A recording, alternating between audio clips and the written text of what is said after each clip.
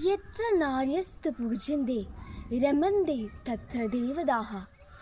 എവിടെയെല്ലാം സ്ത്രീകൾ ബഹുമാനിക്കപ്പെടുന്നുവോ അവിടെ ദേവതമാർ കുടികൊള്ളും. ഇത് ഭാരതീയ സംസ്കാരം. നമസ്കാരം. ഞാനിന്നിവിടെ സംസാരിക്കാൻ പോകുന്നത് സ്ത്രീ സമത്വം സമൂഹത്തിലെ മാറ്റം എന്ന വിഷയത്തെക്കുറിച്ചാണ്. സ്ത്രീ അമ്മയാണ്, ദേവിയാണ്, പ്രകൃതിയാണെന്നൊക്കെ നാം വിശേഷിപ്പിക്കുന്നുണ്ടല്ലോ.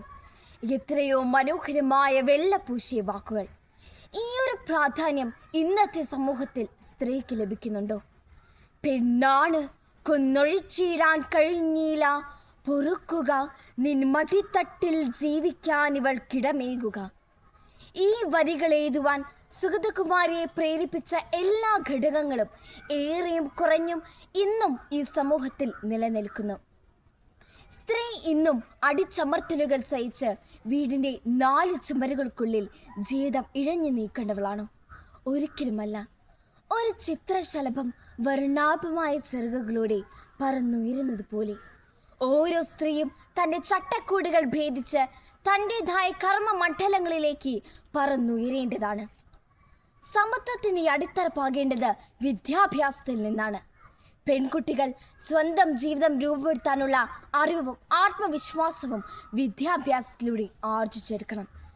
ഭീകരവാദികളുടെ വെടിയുണ്ടകളെ പോലും ഭയക്കാതെ വിദ്യാഭ്യാസത്തിനു വേണ്ടി പോരാടിയ മലാല യൂസുഫ്സായിയെ പോലെ, ബ്രിട്ടീഷുകാർക്കെതിരെ പോരാടിയ ഝാൻസിയിലെ റാണി ലക്ഷ്മിഭായിയെ പോലെ, ഇന്ത്യയുടെ വാനമ്പാടി സരോജിനി നായിഡുവിനെ പോലെ തെറ്റിനെതിരെ പോരാടാൻ ഇന്നത്തെ പെൺകുട്ടികൾ മുന്നോട്ട് വരണം. കാമക്രോധ കണ്ണുകളാൽ ഉറ്റുനോക്കുന്ന നരഭോജകളുടെ കരാളഹസ്തങ്ങളിൽ നിന്ന് വളർന്നു വരുന്ന ബാലികമാരെ മുക്തരാക്കണം.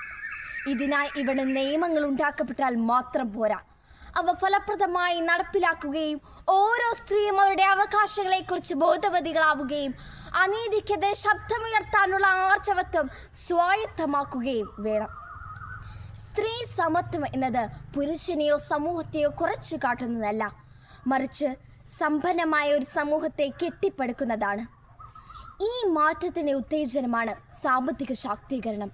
ചെറുതു വലുതുമായ സ്വയം തൊഴിൽ മേഖലയിലേക്ക് സ്ത്രീകൾ മുന്നോട്ട് വരണം.